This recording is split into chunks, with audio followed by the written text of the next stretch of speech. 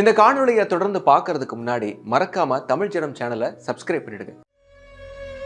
பிப்ரவரி 14, 1998 கோவை தொகுதியின் வேட்பாளராக அறிவிக்கப்பட்ட சிபி ராதாகிருஷ்ணனுக்கு ஆதரவாக பிரச்சாரம் மேற்கொள்ள பாஜக தலைவர் எல்.கே. அத்வானி வருவதாக அறிவிக்கப்பட்டிருந்தது. கோவை ஆர்எஸ்புரத்தில் பிரம்மாண்டமான பொதுக்கூட்டத்திற்கான ஏற்பாடுகள் இறுதிக்கட்டத்தை எட்டியிருந்தன. அத்வானி பங்கேற்க இருந்த மேடைக்கு அருகே முதல் குண்டு வெடிக்கத் தொடங்கிய நிலையில் அடுத்தடுத்து 14 இடங்களில் குண்டுகள் வெடித்தன. இந்த வெடிகுண்டுகளை தயாரித்த 6 பேர் உட்பட 59 பேர் உயிரிழந்தனர். நூற்றுக்கணக்கான பொதுமக்கள் படுகாயமடைந்தனர். இந்த வழக்கின் விசாரணையில் அடுத்தடுத்து 102 பேர் கைது செய்யப்பட்டனர்.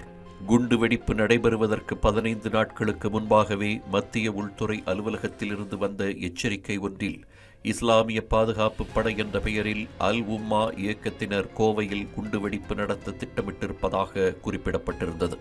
மத்திய உள்துறை அமைச்சகம் எச்சரிக்கை விடுத்தும் அப்போதைய கருணாநிதி தலைமையிலான அரசு அலட்சியமாக இருந்ததன் விளைவே இத்துணை உயிர்கள் பறிபோனதற்கு காரணம் என்று குற்றச்சாட்டு எழுந்தது.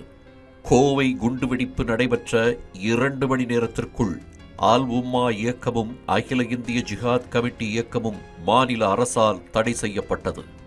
அல் உம்மா இயக்க தலைவர் எஸ்.ஏ. பாஷா மற்றும் அவருடன் இருந்த 12 பேரும் கைது செய்யப்பட்டனர். இஸ்லாமிய பாதுகாப்பு படை என்ற இயக்கத்தைச் சேர்ந்த அலி அப்துல்லா என்பவர் 1997 ஆண்டு டிசம்பர் மாதத்தில் நடைபெற்ற ரயில் குண்டுவெடிப்புகளிலும் தொடர்புடையவர் என்பதும் விசாரணையில் தெரியவந்தது. கோவை குண்டுவெடிப்பு வழக்கில் முக்கிய குற்றவாளி பாஷாவுக்கு ஆயுள் தண்டனை விதிக்கப்பட்ட நிலையில் கடந்த சில தினங்களுக்கு முன் உடல்நலக் குறைவால் உயிரிழந்தார். இதற்கிடையில் மற்றொரு முக்கிய குற்றவாளியான கோவை தெற்கு உக்கடம் பிலால் காலனியைச் சேர்ந்த சாதிக் என்ற டெய்லர் ராஜா தலைமறைவாகவே இருந்து வந்தார்.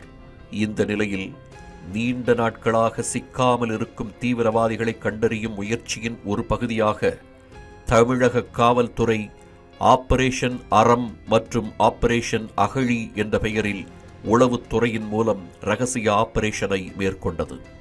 அதற்காக உருவாக்கப்பட்ட தீவிரவாத தடுப்பு பிரிவின் மூலம் ஆந்திரா, கேரளா, கர்நாடகா உள்ளிட்ட பல்வேறு மாநிலங்களில் நடத்திய தேடுதல் வேட்டையில் பல்வேறு குண்டுவெடிப்பு வழக்குகளுடன் தொடர்புடைய அபுபக்கர் சித்திக்கை தமிழக காவல்துறை கைது செய்தது.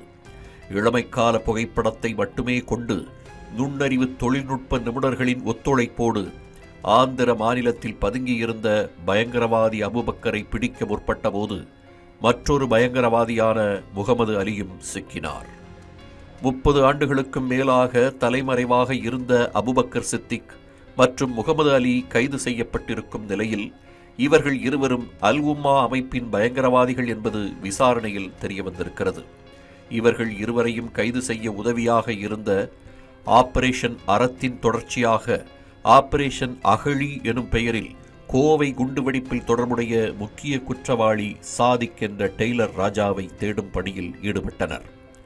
அபுபக்கர் சித்திக் மற்றும் முகமது அலி அளித்த தகவலின் அடிப்படையில் கர்நாடக மாநிலம் விஜய்புராவில் தலைமறைவாக இருந்த டெய்லர் ராஜாவை தீவிரவாத தடுப்பு பிரிவினர் கைது செய்தனர்.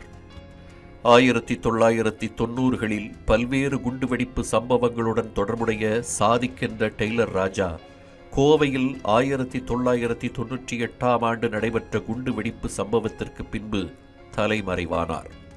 அல் உம்மா பயங்கரவாத அமைப்பில் சேர்வதற்கு முன்பு தையல் தொழிலில் ஈடுபட்டு வந்ததால் இவருக்கு டெய்லர் ராஜா என்ற பெயரும் இருந்துள்ளது.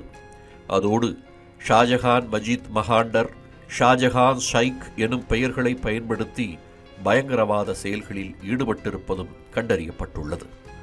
1996 ஆண்டில் கோவையில் நடைபெற்ற பெட்ரோல் குண்டுவெடிப்பு, ஜெயிலர் பூபாலன் கொலை என அடுத்தடுத்து பயங்கரவாத செயல்களில் ஈடுபட்டு அல் உம்மா அமைப்பின் தலைவர் பாஷாவின் வலதுகரமாக வலம் வந்த டெய்லர் ராஜா கோவையிலேயே வீடு எடுத்து தங்கி அங்கேயே வெடிகுண்டுகளை தயாரித்து விநியோகித்து வந்திருக்கிறார்.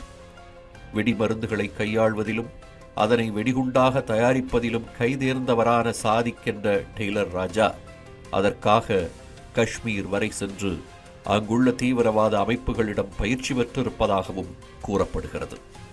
அல் உம்மா அமைப்பின் தலைவர் பாஷாவின் வலதுகரமாக இருந்து கோவை குண்டுவெடிப்பிற்கு பின் தலைமறைவான டெய்லர் ராஜா இரண்டாவது திருமணம் செய்து 3 குழந்தைகளுடன் கர்நாடகாவில் சுமார் 15 ஆண்டுகள் வசித்து வந்துள்ளார். தனக்கும் குண்டுவெடிப்பிற்கும் எந்தவித சம்பந்தமும் இல்லாததைப் போல விவசாயம் சார்ந்த தொழிலில் ஈடுபட்டு வந்த டெய்லர் ராஜாவை மத்திய உளவு அமைப்புகளின் உதவியோடு தமிழக தீவிரவாத தடுப்பு பிரிவு கைது செய்திருப்பது மக்கள் மத்தியில் வரவேற்பை பெற்றிருக்கிறது. மேலும் இது போன்ற பல்வேறு சுவாரஸ்யமான தகவல்களை தெரிஞ்சுக்கிறதுக்கும் தமிழ் ஜனம் சேனலை மறக்காம சப்ஸ்கிரைப் பண்ணிக்கோங்க.